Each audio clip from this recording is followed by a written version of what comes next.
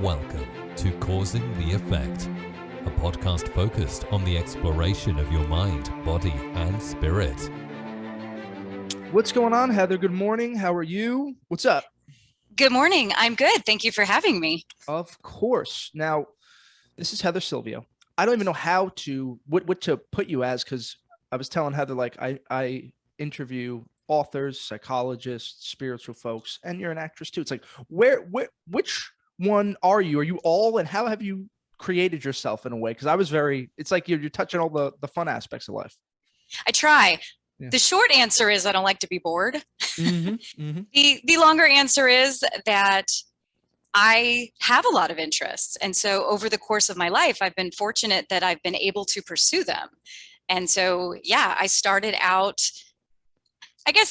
actually started out as a writer. I mean, even as a kid, I published my first short stories, poetry, things like that in high school and early in college.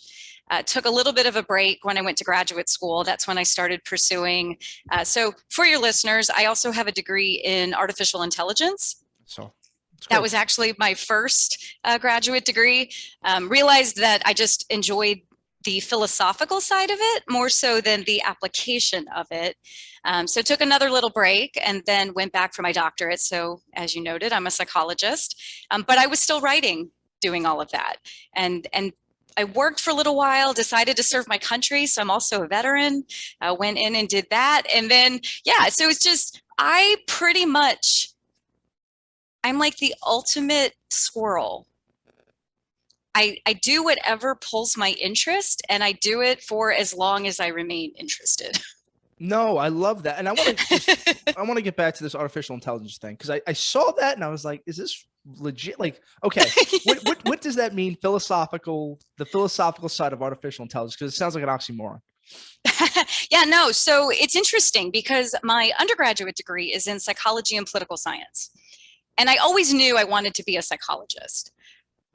I'll skip the boring part about why I didn't immediately go in for my doctorate, but I was looking around for something to do, and I saw that it was the admission period for the University of Georgia, go Bulldogs, their artificial intelligence program.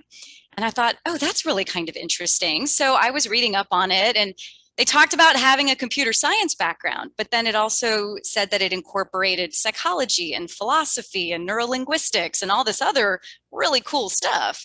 So I thought, I'm pretty smart. I'm going to go ahead and apply and see if they'll accept me. Thankfully, I test well, so I got almost perfect GREs. And so even though I didn't have a computer science background, they were like, come on in. So I did. Turns out, not very good at programming. So the clinical application side was not going to happen. But there were lots of classes and discussions about the differences between soft AI and hard AI, and what would it mean if there was sentience and all of that kind of stuff. And so that's that philosophical piece that I found fascinating. Gotcha. And what would you say was like this fine thread that you see similarities in everything that you're involved in? Is there like one main thing that kind of you see that you're attracted to? I think about that. I think creative expression is a big part of it. And then connection to other people. I think that's probably the through line, honestly, with everything that I do. Like, I joke I have an addiction to school because I love going to school, because I love learning and I like having those conversations and connecting with students and professors and that kind of stuff. And I love writing because I can connect with fake worlds that I create, and I can connect with the readers. And you mentioned that I do acting sometimes. That's not a huge part of what I do, but I do pick up a few jobs throughout the year. And it's kind of the same thing. It's connecting with the folks on set and then with viewers who are later watching it. It's kind of all the same idea. Now, what would you say it sounds like this was just a muscle that you kind of developed as a kid, of like, because for me, for anyone starting something new, it's like this terrifying thing. You're going to suck at it. Like, I've been on the merge of doing stand-up comedy for the last 2 years in New York City. I'm still terrified, Heather. I'm like, oh, I thought the fear would go away. It's still I still get sick about it. And like everything you're saying, I think resonates with me and the audience, because in this space, it's a lot of connecting with people, but it's also this creativeness. And once I got into podcasting and stand-up comedy, I'm like, wow, this is like, I did financial services, hedge funds, CPA, CFAs, all this boring stuff. And you get to this world of expression and it's like, oh my God, this is what life is about. It's almost like transcendence of the human condition in a way. It's something that I can't really describe. Now, tell me about the writing and when did that start? And I know it's like supernatural in a way, but also there's social commentary. Like, how did you end up in this genre? So yes, so I am what we call multi-genre, meaning that I am unable to color within the lines. That's really what all of that means. And so, yeah, my very first book, if you don't count, well, no, let me rethink. Yeah, my very first book is a psychological thriller murder mystery called Courting Death. It's the darkest rated R, of all of my work. Then I went to back to graduate school and I wrote my dissertation, all that kind of stuff. And I was still writing in the background. And then, yeah, I started exploring paranormal, supernatural. So I wrote a collection of short stories and poetry. So completely different genre. That's my first genre jump. Then I decided I was going to do a rom-com. So I did that based on, my work as a background actress in New York City. That was not quite famous. So again, genre jump. And those sold really well in person because I could talk about each of them. But online, it was very confusing to the algorithms. So it didn't really do very well. And I was working as a psychologist by this time. So it didn't matter. I didn't rely on my writing income to pay any bills. But I realized that I actually wanted to transition to being a full-time author. As much as I loved seeing patients and being a psychologist, I wanted to have more control over my schedule. It was a big part of it. And I felt like I had so many stories to tell that I really wanted to make that the focus. So I got a Master of Fine Arts degree in creative writing, and then really just buckled down. And so then I did do a 6-book series, and that's the paranormal. Yes. It's mystery, romance. Again, even that, at least the series stays within the multi-genres it goes through, but that was yet another jump. But in the meantime, you mentioned social commentary. So obviously, I think in a psychological way, and I view things through that lens because of my background. So I also wrote 3 nonfiction books based on that side of my life. So I have a PTSD book. I have a book on happiness, and then I have Special Snowflake Syndrome, which is the one that you're referring to. And it's funny because it's not a political book. I have been accused of that by people who haven't read it. But it truly is psychological social commentary, looking at that subset of society, which crosses all political lines, that believe they're uniquely entitled to special treatment, and they act out like children when they don't get it. I think you're hitting on multiple people that I know, Heather. We all know those people. Yeah. I mean, listen, you had a bunch of parents telling us we're special and snowflakes, and now you have kids who act out and all that stuff. No, what did I would think now you sort of have a writing, is it a different writing process for each different genre, or is it generally the same writing process? So it's different between nonfiction and fiction, for sure, because the nonfiction has a lot of research and things like that involved in it. And the fiction, for the most part, doesn't have that. But in terms of writing the fiction, over the years of writing the different books, at this point, I have over 20. I have figured out a process that works for me. And so now they're all pretty much written the same way in terms of process.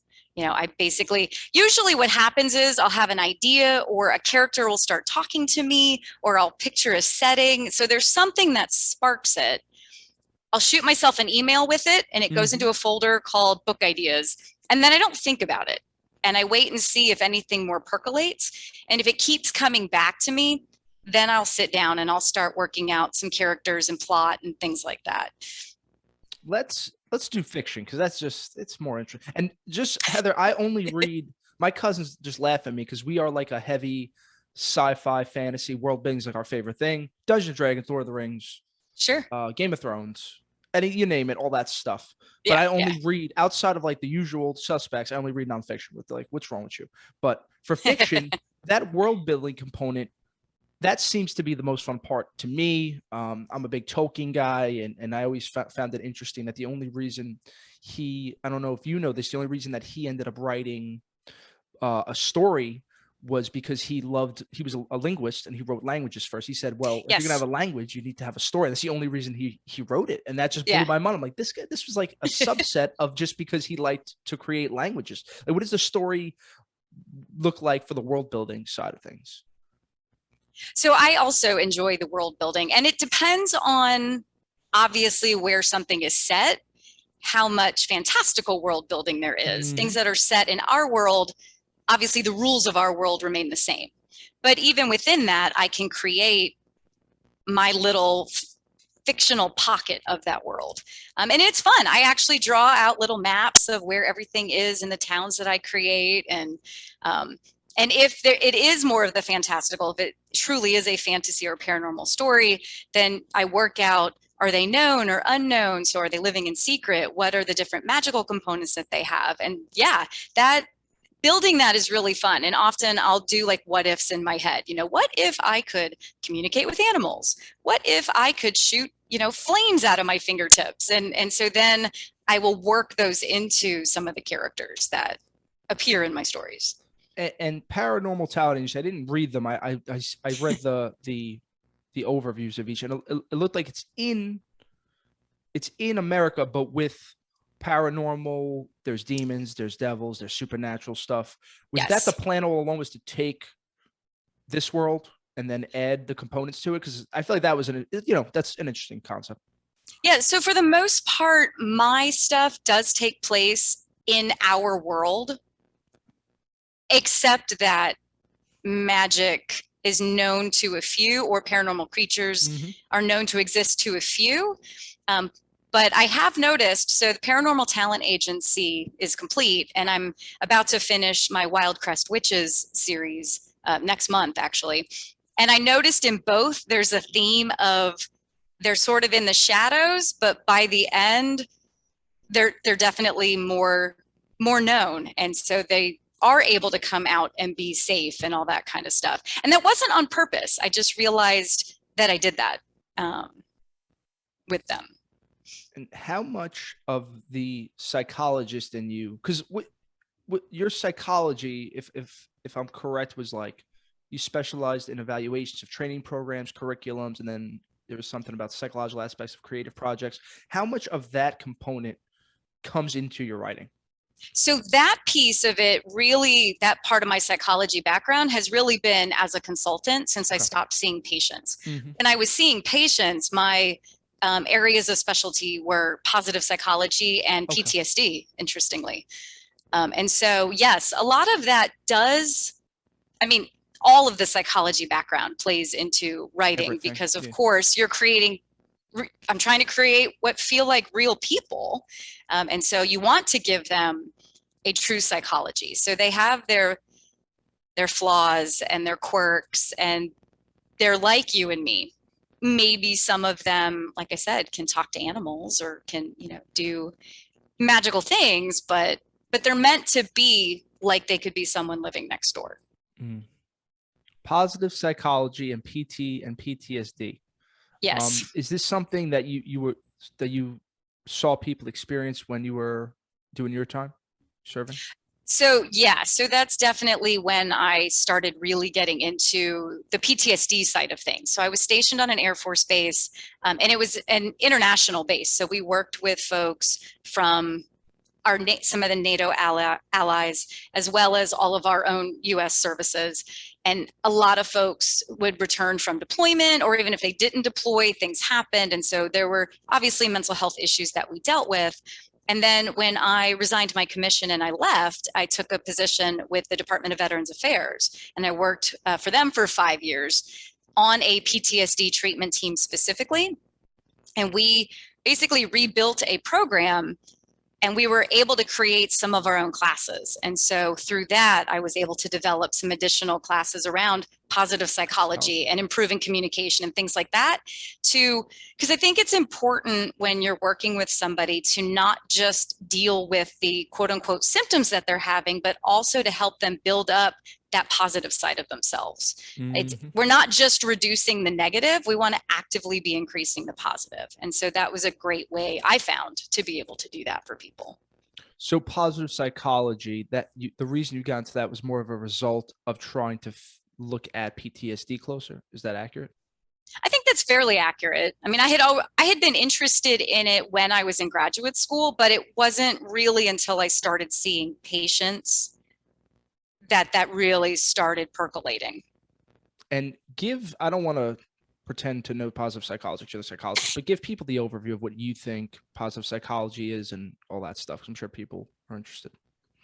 Probably the easiest way to describe it is essentially starting from a point of what are the strengths that I already have and working to build on those, as opposed to traditional psychology, which, as I said, is starting from whatever's causing me to stress and working to eliminate it. And I'm assuming I think most humans are they go the other way. They're not naturally thinking positive psychologically. Is that an accurate statement? At least I'm not. It varies a lot. One of the things I found in my research is that obviously every part of us is both nature and nurture. So we have genetic components to things, and then obviously we're impacted by environment. And even whether we're an optimist or a pessimist, that's true. The estimates vary, but anywhere from 40 to 60% of whether we are an optimist or a pessimist is genetically determined. So it's really interesting to see. And then the way I always described it when I taught classes, regardless of what the thing was, that your genetics gave you your parameters, and then your environment determined where within there you were going to fall. Oh, okay. So you're given this set, and then from there, depending how you were brought up, you're going to end up more on the positive or more on the negative side.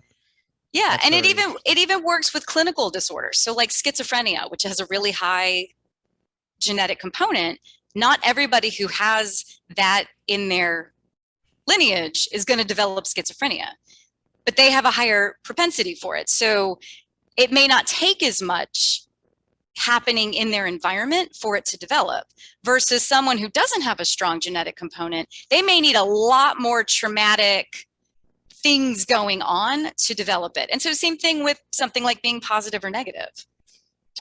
Yes, I would say I'm naturally now positive, but it was a work. It was not easy because when I I think positive psychology comes into a lot with coaching, and that's kind of Tony Robbins, personal development. All that stuff is what started this world for me. And then you're like, all right, everybody just take it easy. There's different stuff going on here.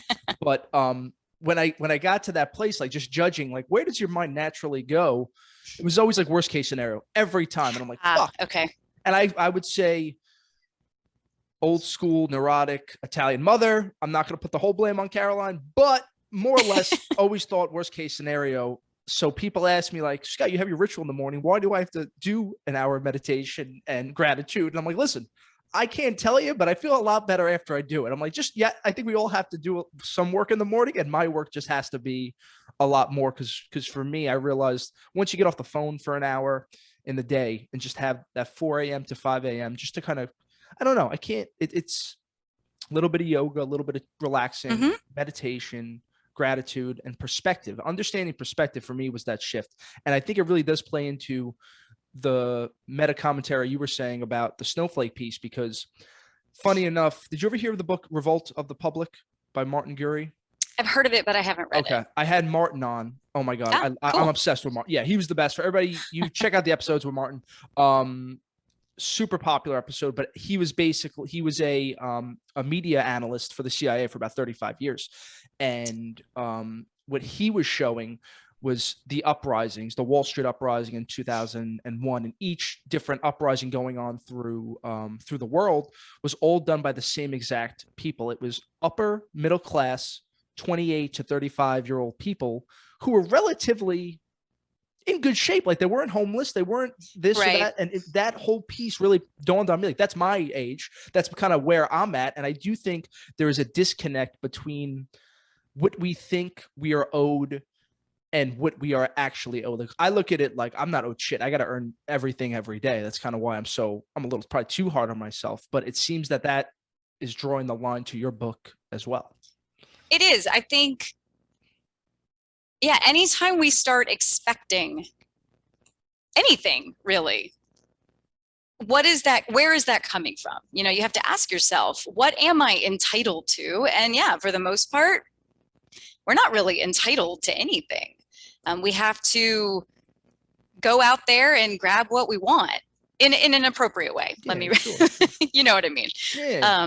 And so, yeah, I think when people start feeling like other people need to bow to their wishes, that's a problem. It's perfectly fine, let me clarify, if I express what I would like or how I would like something to go, but the other person is allowed to say no.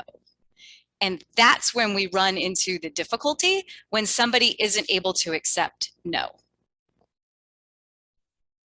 And were you always in Florida? Like how long have you been in Florida for? No, I've been in Tampa for about 2.5 years, but this is maybe city 16th, 17th, something like that. I've lived all over the country. How is the vibe in Florida with you wacky Floridians? Because there's some, I love it. I love the freedom. I love the go. And Heather, I'm looking for a second home somewhere. Florida's, I had like a list of places that I went to this year. Colorado, Texas, Arizona, Florida, the usual suspects, South Carolina. And I thought I would love Florida. For some reason, the people were just a little too in my face about everything. I'm like, I get it. I'm with you. I'm with the freedom stuff. I'm right. I'm probably politically down the middle. I don't, whatever you want to do socially, I just want to make some money and be left alone. But yeah, what is the vibe like in Florida? I really think it depends on who you surround yourself with, because the people, well, one, I'm involved with a lot of creatives, and so it's fairly different with them. But like, I don't talk politics with people. I don't talk hot button issues with people because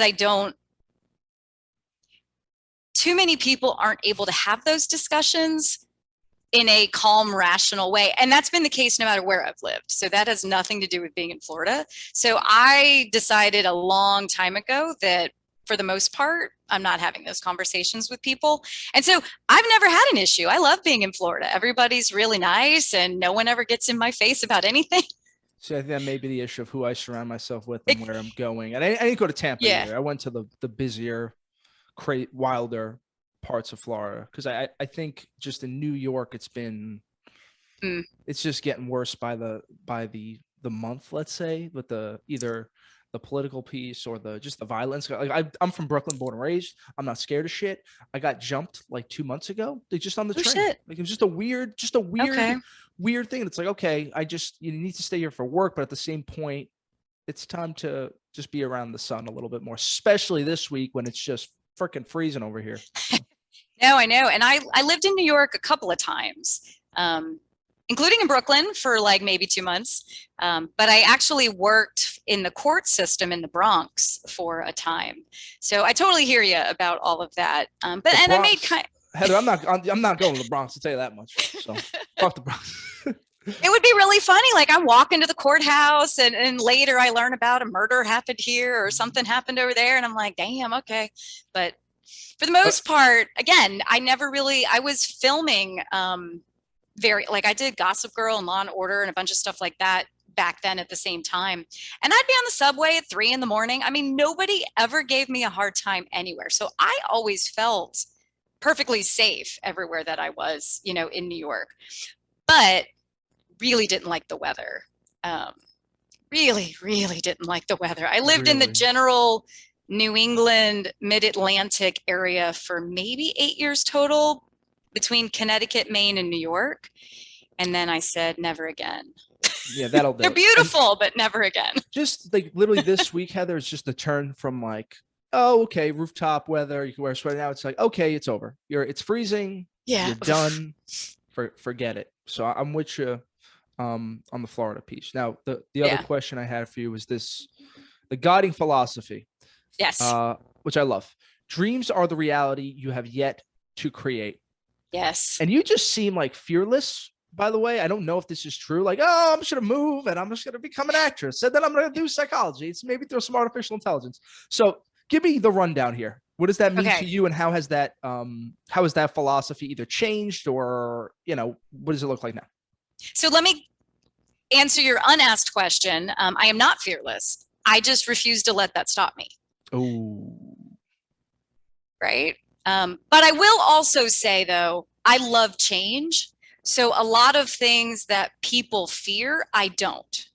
I love moving to a new place. People I love hate starting change, a new Heather. job. People hate They change. do. Oh, they absolutely. And a lot of it's, again, it comes to that hard wiring. The average person is hardwired not to like change. I think that's where genetically I have a different switch. I love change. And so for that piece of it, I don't really have the fear of it so much. But like you were talking about the fear of, doing stand-up, that kind of stuff. Of course, every time I release a new book, I'm like, oh God, what if everybody hates it? Because you never know. And there's always going to be people who hate your books, who one-star your books, that kind of stuff. And same thing with acting. You're going to get people who watch you on stage and they're like, oh my God, you're brilliant. And then others who just sort of side eye you and they're like, so there is always that risk, and you do have to overcome that and say, you either decide to take that chance or you choose not to. And I've just, for the most part, have chosen to at least try, even if I've fallen on my face. And I think that's where, and I've had that dreams are the reality you've yet to create for probably 20 years. That's been my guiding philosophy. And I truly believe it. I truly believe if it's something within your control, you can manifest that. Now, that doesn't mean you're just thinking the thoughts and it's going to magically appear. You put in the work for it, but you think about what you want your ideal life to be like. What is that dream? And then you research it. You talk to people. You figure out what steps you need to take to make that happen. Yeah, this is the issue. I get these emails from young men and women, and everybody's listening. Thank you for the emails, all this good stuff. And they're like, I think I know what I want to do. I just don't know. The classic thing, Scott, I'm in this job and I want to do pottery, random shit. I just want to do this. I feel like we all have this inkling of something. There has to be, right? It's just for people who say, I don't know what I want to do, it's like you think you're the thing you want to do is just that wacky. Then like you have to go and sort of make the move to it, because that's how I felt when I was you're going from an accountant to the podcasting and comedy world. It's like I felt like I was like losing my mind, but it's like this is what feels right. And I do think there is a lesson. There's something in these things that either the nudge or the fear or something. Like I've learned I had debilitating stage fright, so I'm like I have to get over it. I'm gonna have to get through this, and like it's the best thing ever now. I'm like, oh my God, it's just been like a weight lifted. Do you agree with everything I'm saying, or? I think that I'd say like 90%. I'll take it. I think there are some people who legitimately don't know what they want to do, where they want to go. And that's fine too. For those folks, I would just always encourage them, explore. Somebody invites you to go do something, as long as it's, moral and legal, go do it. Say yes. I actually I'm trying to think if it was a video that I did years ago, but that was basically the crux of it, was just say yes, to put yourself out there, to not make excuses, to not try new things. And so I do think there are people who legitimately don't know what they want to do, but I definitely agree with your assessment that there are some people who are being held back by fear, or they do know what they want to do, but they can't even acknowledge it to themselves because of the level of fear about it. Like it's just, oh my goodness, I am so sorry. No, Thought that was on mute. But yeah, so I think it can go all of those directions, that you can know exactly what you want to do and fear just incapacitates you, or you can't even acknowledge what you want to do because it just feels, like you said, just too wacky, or you just legitimately don't know. And all of those can be perfectly reasonable states. But that's when you need to do the self-reflection and explore your world to start trying to figure that out. Exactly. And this is a big piece. Nietzsche started this in the Will to Power. I think now it's called like Nietzschean affirmation. Just basically you have to say yes to everything because you don't know what's going to pop up. And what I've seen is, even from myself and people that I'm talking to, this move from something hard like accounting is so easy for me, because it's like, that's the answer. And it comes back to what you're saying about the acting or this, like in the creative space, there's a lot more criticism. There's a lot more gray area. Like I'm telling you, Heather, I was in hedge funds, 7 years, pretty cutthroat. Comedy's like 1,000 times worse. I couldn't believe it. And to like talk to a billionaire is one thing, but if I have to go talk to 20 people on a Monday in a comedy room, it's like I'm terrified. It's just such a funny thing that, but I think there's something there for us as humans with the human condition of opening yourself up and putting yourself up there authentically. Like in the beginning of comedy, you're terrible. So it's all terrible. But when you start to actually perform and get into it, there was nothing like it. Still the best day of my life was like, we did it was the biggest kind of showcase for new comedians last year. And I was so scared. I was like putting my feet, and I was doing 5 minutes. I didn't want to jump into it. My cousins called me, said, listen, we signed you up for the showcase 2 months from now. Good luck. And I threw up immediately. That was my physical reaction. I was like, oh my God. But a couple of these came out of that. Best day of my life still. And I got so good within it was probably the best I've ever gotten in something after you start. Like it was because Diamond makes the pressure. And even I realized that I think some people work better under pressure than others. And like, that's my issue is like, I kind of have to. And the only reason I even said yes to the showcase was like I had a girl coming. So I'm like, it's just funny. I just did it all for a girl. It's like back to the same stupid rom-com. It's like, motherfuckers. That's such a hetero male thing to do. It really is. It's classic. That's the only reason I push myself. This is all, I totally forgot about this until this week. I'm like, shit. That's hysterical.